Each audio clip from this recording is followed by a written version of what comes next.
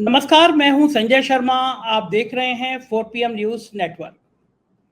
एक लाइन है कि तानाशाह का सबसे बड़ा डर ये होता है कि उसको लगता है कि लोग उससे डरना बंद कर देंगे। और यही हाल हो रहा है आजकल साहेब का। साहेब और छोटे साहेब परेशान हैं क्योंकि देश के नेताओं ने उनसे डरना बंद कर दिया है। एक नक्शा सामने रख दिया है साहेब का, और साहेब समझ गए हैं कि इस नक्शे में अब जो खाली जगह हैं वो 7-8 महीने में भरना नामुमकिन है। नक्शा है कुछ करीबी लोगों के सर्वे का, नक्शा है आरएसएस के सर्वे का, नक्शा है भारतीय जनता पार्टी के सर्वे का, और नक्शा है कार्यकर्ताओं के गुस्से का। और ये सारी परिस्थितियां बता रही हैं कि अगर हालात यही रहे तो भाजपा 200 से नीचे सीटों पर सिमट सकती है। परेशान है कि ईडी, इनकम टैक्स, सीबीआई, इनसे तेजस्वी यादव ने डरना बंद कर दिया है, इनसे अखिलेश यादव ने डरना बंद कर दिया है, इनसे शरद पवार ने डरना बंद कर दिया, और इनसे ममता बनर्जी ने डरना बंद कर दिया, और केजरीवाल ने भी डरना बंद कर दिया है। बेंगलोर में जो मीटिंग हो रही है जिसमें धीरे धीरे कुनवा बढ़ते हुए 26 तक जा पहुंचा है। आज से 7-8 महीने पहले जब विपक्ष के नेताओं की एकजुटता की बात थी तो 8 या 9 पार्टियां इकट्ठी थी। तब साहब ने जोर आजमाइश करना शुरू कर दी, ताबड़तोड़ ईडी और सीबीआई का इस्तेमाल करना शुरू कर दिया, और तब नेताओं को समझ में आया कि अगर डरोगे तो मरोगे। जीतता वही है, चाहे जिंदगी का इम्तिहान हो या सत्ता का इम्तिहान हो, जो लड़ता है। जो लड़ता है वो जीतता है, जो डरता है वो मरता है। कुछ कुछ इसी तर्ज पर बेंगलोर में 26 लोग पहुंचे। जाने माने नेता लालू यादव, तेजस्वी यादव, शरद पवार, ममता बनर्जी, केजरीवाल, अखिलेश यादव के संग 3-4 और नेता। और फिर तय हुआ कि एक फार्मूले पे काम करना है कि 300 सीटें छांटनी हैं, जिस पे बीजेपी के एक प्रत्याशी के मुकाबले एक प्रत्याशी खड़ा करना है। और फार्मूला भी बड़ा आसान था कि इसमें से अधिकांश सीटें हों, यूपी हो, बिहार हो, महाराष्ट्र हो, बंगाल हो, मध्य प्रदेश हो, राजस्थान हो, यहाँ तो दोनों भी जगह कांग्रेस ही है। ये 300 सीटें, जहां पे 250 सीटें तो सिर्फ बीजेपी जीती है। फार्मूला तय होने जा रहा है कि दक्षिण में तो भाजपा का सूपड़ा साफ है, यानी 200 के आसपास की सीटें तो ऐसी हैं जहां पे बीजेपी 5 सीटें भी नहीं ला रही है, और बाकी बची हुई सीटों पर एक के मुकाबले एक प्रत्याशी को खड़ा करा दो। जाहिर है, जब पुलवामा का कांड हुआ था, एक एक बच्चे बच्चे के मन में, एक एक हिंदुस्तानी के मन में देशभक्ति का जज्बा हिलोरे मार रहा था। राष्ट्रवाद, हिंदू मुस्लिमवाद चरम पे था 2019 में। उसका तो आज 20% भी नहीं है। तब सीटें, वोट प्रतिशत था 37%। जितने वोट पड़े थे, अगर 100 वोट पड़े थे तो 37 मिले थे भाजपा को और 63 मिले थे विपक्ष को। तब कांग्रेस को भी गुमान था, उसने विपक्ष को साथ नहीं लिया था, वोट बिखर गया था। लेकिन अब ये 63% लगभग एक जगह है। भाजपा का 37% घटकर नीचे आ रहा है, लगातार आ रहा है।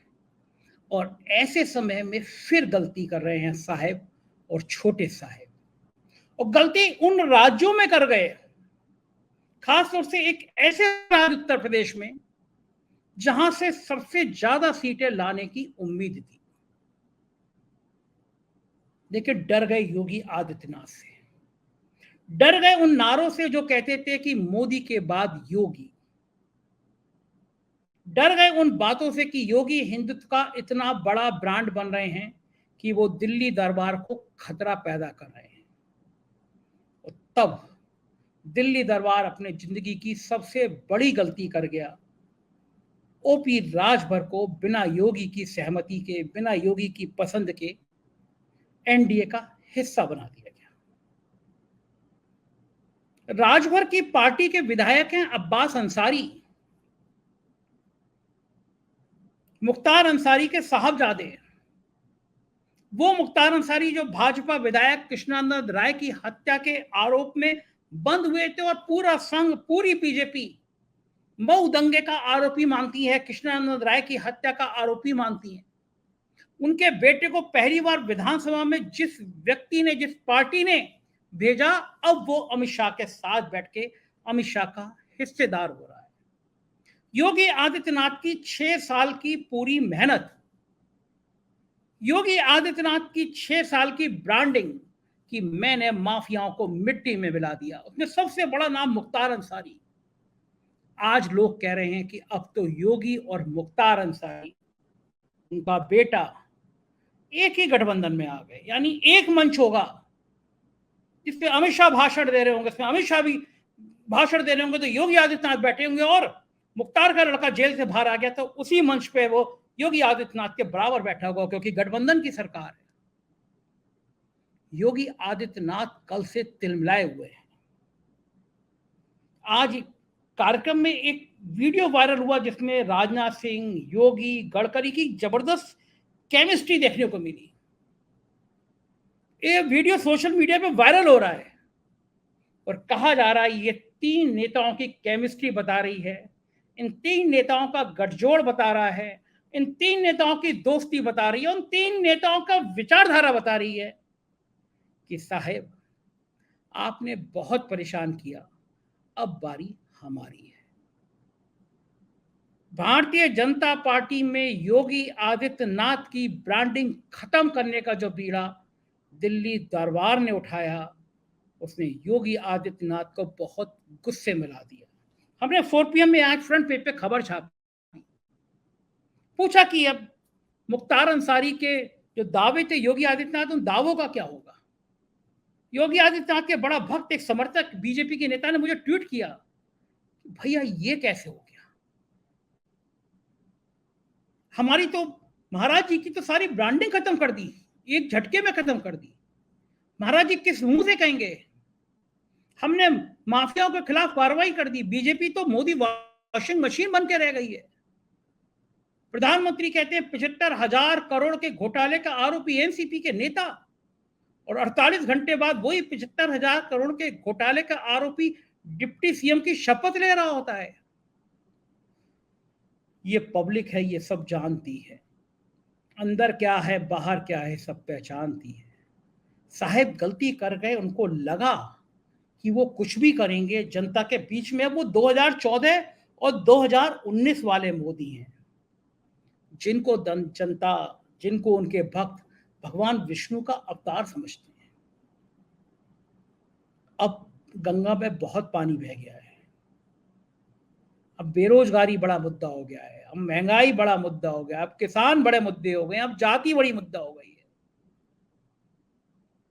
समान नागरिक संहिता पे कोई करंट ही नहीं है, कोई बातचीत नहीं है।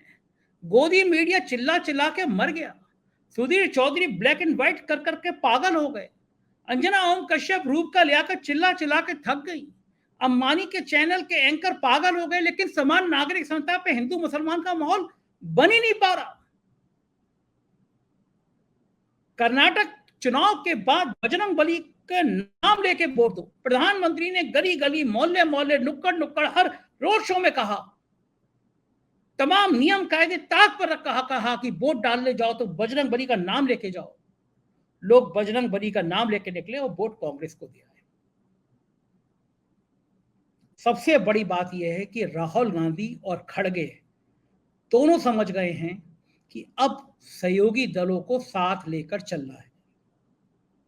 अरविंद केजरीवाल बिहार की मीटिंग से वापस क्या आए, नाराजगी भरे 2 बयान क्यों दिए, पूरी गोदी मीडिया के एंकरों के ट्विटर अकाउंट देख लीजिए, सारे नैतिकता के पाठ पढ़ाने लगे, कहा कि अब तो अरविंद केजरीवाल और कांग्रेस दुश्मन हो गए। और जैसे ही अरविंद केजरीवाल ने बेंगलोर की मीटिंग में जाने का ऐलान किया, यही गोदी मीडिया के लोग अरविंद केजरीवाल को नैतिकता की बातें बताने लगे। यही रूप का लियाकत, यही सुधीर चौधरी, ये लोग ज्ञान देने लगे नैतिकता का। जब महबूबा के साथ भाजपा ने सरकार बनाई थी कश्मीर में, जिस महबूबा पर आतंकवादियों को संरक्षण देने का आरोप लगाती रही है, तब इन महान पत्रकारों के मुंह से एक एक आवाज नहीं निकली थी। अब ये लोग नैतिकता का ज्ञान दे रहे हैं। मैं जो कह रहा था कि जो दो बड़े राज हैं, यूपी और महाराष्ट्र, यहां पर भाजपा बहुत बड़ा धोखा उठा गई। योगी आदित्यनाथ के गुस्से में आने का मतलब है कि भाजपा की आधी सीटें रह जाना। सब जानते हैं अगर योगी नाथ का गुस्सा आया तो ये ले अपनी लपट कमरिया बहुत नाच नचायो। वो पहले भी कोप भवन में गोरखपुर में जाके बैठ गए और जिस तरह 6 साल तक दिल्ली दरबार ने उनको छेड़ने की कोशिश करी, अगर चुनाव से पहले योगी आदित्यनाथ का गुस्सा सामने आया तो भाजपा जिंदगी में सपना छोड़ दे कि वो 2024 में सरकार बनाएगी। सबसे बड़ी समस्या यह है कि ओपी राजभर को ले लीजिए, आप और नेताओं को ले लीजिए, आप जितने लोग छोड़ के गए थे, धर्म सिंह, सैनी, दारा सिंह, सबको ले लीजिए। लेकिन जब जनता नाराज होती है ना, तो नेता काम नहीं आते। जनता गुस्से में है, सामाजिक समीकरण अलग बैठ रहे हैं।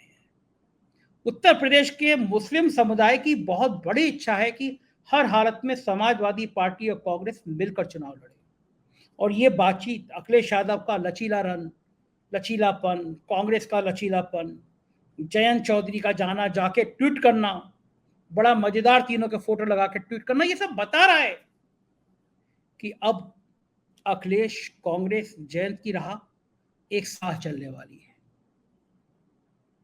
अगर कांग्रेस जिस बात पर विचार कर रही है वो बात हो गई तो मायावती अपने जीवन की सबसे बुरी हार देखेंगी अगर मल्लिकार्जुन खड़गे रायबरेली से चुनाव लड़ गए। सोनिया गांधी बीमार हैं, बात चली कि प्रियंका गांधी रायबरेली से चुनाव लड़े। मैंने अपने रिपोर्टर क्षितिज कांत को भेजा था कि रायबरेली का दिल का हाल लेके जाओ, कांग्रेस की क्या सिंपैथी है। जरा क्षितिज कांत के कुछ वीडियो के अंश में आपको दिखा रहा हूं, देखिए रायबरेली के लोग क्या कहते हैं कांग्रेस के बारे में। जब कांग्रेस की आज से 20 साल पहले सरकार थी तो स्मृति ईरानी जो 500 रुपये सिलेंडर मिलता था तो उसमें स्मृति ईरानी मोड़े पे लेके घूम रहे थे सर पे। और यहाँ अब भाजपा की सरकार है तो 1100 का सिलेंडर मिल रहा है। इससे मुझे कोई बहुत सी दिक्कत है। और 24 में तो यहाँ से सोनिया गांधी ही जी, मतलब कांग्रेस जी कांग्रेस को पसंद करते हैं। हाँ बिल्कुल पसंद करते हैं। अगर हम बात करें महंगाई वगैरह की तो महंगाई का क्या हाल है? महंगाई तो है भाई महंगाई तो है ही है, सभी चीज़ महंगाई है। भाजपा नहीं कांग्रेस आएगा। कांग्रेस को क्यों पसंद करती है? क्यों? वो गरीबों का साथ देता है। राहुल गांधी। हाँ। यहाँ से निकलेगी कांग्रेस ही निकलेगी। अच्छा, राहुल गांधी में कौन सी चीज़ें पसंद आती हैं आप लोग को? बहुत चीज़ें ही है इसी। कौन सी? अरे उनका हर चीज़ का। तो कांग्रेस रहेगी या चली जाएगी? रहेगी। मतलब कांग्रेस है रहेगी। हाँ, कांग्रेस तो हरदम रहेगी। कांग्रेस एक देन है सब यहाँ। कहाँ फ़ायदा मिला? महंगाई इतनी तेज़ बढ़ रही, दाल कहाँ 80-90 रुपया में रही, 140 रुपया में है। सब्जी जैसे गोभी वोभी सब हैं, घुइयाँ वुइयाँ हैं, 20-25 रुपया में बिकात रही, आज 60 रुपया में बिका रही। तो महंगाई तो घटी नहीं, तो कहाँ आगे बात करें? महंगाई घटी नहीं। हाँ। तो ये रायबरेली का हाल है। जब कांग्रेस के प्रति इतनी दीवानगी और खड़गे एक चुनाव लड़ गए, और कांग्रेस के नेताओं ने, जरूरी नहीं है राहुल कहें, सुरजेवाला कह दें, सुप्रिया श्रीनेत कह दें कि कांग्रेस सोच रही है कि देश को पहली बार एक दलित प्रधानमंत्री दिया जाए, तो यकीन मानिए भाजपा दिहाई की सीट नहीं पहुंच पाएगी। खड़गे चुनाव लड़ गए रायबरेली से। कांग्रेस ने कहा हम सोचते हैं कि एक दलित प्रधानमंत्री का चेहरा दे दिया जाए तो उत्तर प्रदेश के दलित मुसलमान एक जगह वोट करेंगे। यादव और कुर्मी जाति नीतीश को भी फूलपुर से लड़ाने की बात हो रही है। अगर ये गठबंधन आ गया तो सारे नेता उधर चले जाएं, विपक्ष वाले तोड़ के लिए आए जो इधर आए थे बीजेपी से। तब भी परेशानी हो जाएगी, क्योंकि अब आपने योगी आदित्यनाथ को भड़का दिया है। और योगी आदित्यनाथ के करीबी लोग भी कहते हैं कि अगर सीटें 300 आ गई तो योगी आदित्यनाथ का भविष्य अंधकार में हो जाएगा। फिर से भाजपा विधायकों से बगावत करा दी जाएगी, दिल्ली के इशारे पे मुख्यमंत्री बदल दिया जाएगा। और सीटें 200 से कम रही तो 2029 में प्रधानमंत्री पद के लिए सबसे तेज उम्मीदवार, सबसे प्रभावी उम्मीदवार योगी आदित्यनाथ होंगे। दूसरा गलत प्रयोग, दूसरा असफल प्रयोग महाराष्ट्र में हो गया। उम्मीद थी कि एनसीपी टूट जाएगी, शरद पवार हताश हो जाएंगे, मगर उल्टा हो गया। अजीत पवार डिप्टी सीएम की शपथ लेने के बाद कई बार शरद पवार के पैरों में जाके गिर पड़े हैं, चरण पकड़ लिए हैं। उनको समझ में आ गया ये दांव उल्टा पड़ रहा है। जो ताजा सर्वे आए हैं, 24 घंटे पहले सर्वे आए हैं, उसने पसीने ला दिए। उन्होंने कहा, उस सर्वे में कहा गया है कि शरद पवार, उद्धव ठाकरे और कांग्रेस के गठबंधन का वोट परसेंटेज इस घटना के बाद और बढ़ गया है। उत्तर प्रदेश के बाद सबसे ज्यादा सीटें देने वाला राज्य है। वहां पे अगर कांग्रेस, शरद पवार और उद्धव ठाकरे के बीच में बढ़िया तालमेल सीटों का हो गया तो भाजपा को महाराष्ट्र से भी परेशानी नहीं, पसीने आ जाएंगे। सबसे बड़ी समस्या यह है कि केंद्रीय एजेंसियों को भी समझ में आ गया कि अब यह जाती हुई सरकार लग रही है। सुप्रीम कोर्ट के चंद्रचूड़ साहब के फैसले कपकपी चढ़ा रहे हैं अफसरों को। जिस तरह ईडी के डायरेक्टर को हटाने की बात हुई, जो साहब के इशारे पे गुलामी करते थे, उसके बाद सीबीआई और ईडी के अफसरों को भी समझ में आ गया सरकार बदल गई या चंद्रचूड़ साहब के निशाने पे आ गए तो उनकी नौकरी पर भी सवाल उठेंगे। माहौल बदल रहा है। एक टीवी चैनल में बैठ के बड़े लोगों के सीनियर्स के संग मीटिंग हुई है कि ये जो देश का माहौल चल रहा है, लोग टीवी देखना बंद कर रहे हैं, डिजिटल प्लेटफॉर्म पे आ गए हैं। बड़े बड़े चैनलों के डिजिटल प्लेटफॉर्म की संख्या धड़ाम हो गई है, कोई देख नहीं रहा है। तो डर पैदा हो रहा है कि अगर हुकूमत बदली तो हम लोग कैसे तालमेल बिठाएंगे। ये ताजी हवाएं आ रही हैं, ये लोकतंत्र को बचाने की हवाएं आ रही हैं, ये तानाशाह के सामने तनकर खड़े होने वाली हवाएं आ रही हैं। और जाहिर है, जो कहते थे एक अकेला शेर काफी, हमें किसी गठबंधन की जरूरत नहीं, अब वो भाजपा भी अपने गठबंधन के सहयोगियों की संख्या बता रही है।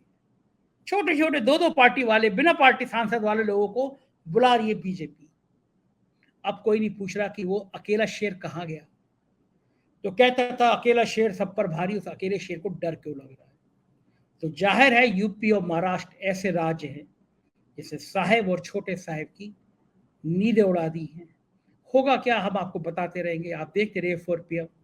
आपके प्यार के लिए शुक्रिया। हमारे राज्यों के चैनल हैं 4 PM यूपी, बिहार, गुजरात, महाराष्ट्र, कर्नाटक, इन्हें भी सब्सक्राइब करिएगा। शुक्रिया, थैंक यू।